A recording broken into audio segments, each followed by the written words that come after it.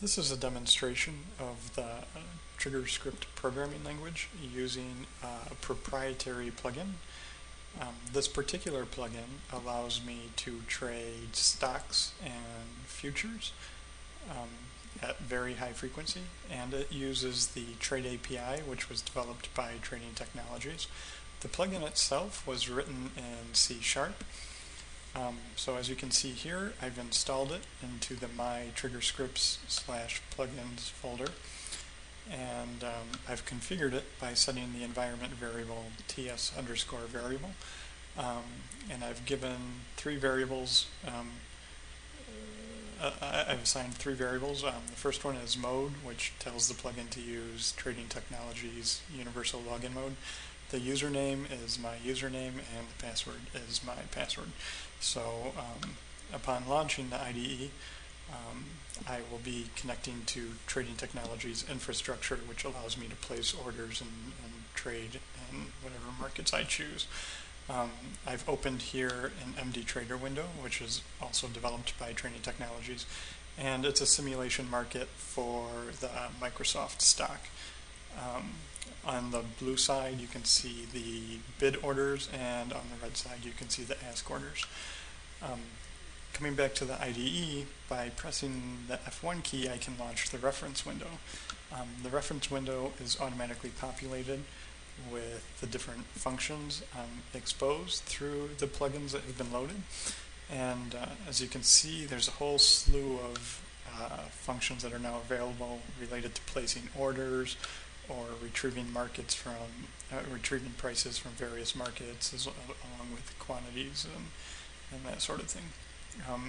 So to demonstrate, I would just like to do a simple quoter. I would like to place an order and have it follow the bid price, the inside bid price of the Microsoft stock. So to do that, we're going to start by selecting the instrument we want to use. So we call the function useInstrument, and we give it the path to the market we want to use. So in this case, it's the simulation market. It's a stock, and we're trading Microsoft. And we want to get market prices for this particular instrument. Now that the instrument has been selected, I'd like to place a new order starting at the inside bid price. So I call the function submitNewOrder, if I can spell it correctly. And I give it a quantity, so we'll just say we want to place an order of a 5 lot. And an initial price, the initial price will be the inside bid price, and we want to buy the market. Okay, and so this will place the order for us, as I can demonstrate. Let me save the script to a file called main, and I can run it. I'll press run. And you can see that the 5 lot here was placed at a price of about $27, the inside bid price. Okay, so let's delete that. We now want to make it so that order will follow the inside bid price, so it will quote the inside market. So to do that, we need to provide an action handler, and that action handler will be triggered every time the inside bid price changes. So we say inside bid price as the trigger, and whenever it changes, we're going to set a new order price of inside bid price, and we're going to submit the new order values. Alright, so if I save this and run it, we see here that the order has been placed at the inside of the market, and now every time the inside market changes, we should see our order update to the new price level, which we do. We see it moving along the inside market here. So now suppose we want it to also give us some indication when the order gets filled. Right now, when it gets filled, nothing will happen. It just goes away. So I can do that there. But we'd like something that tells us, hey, our order was filled. So to do that, we'll provide another action handler.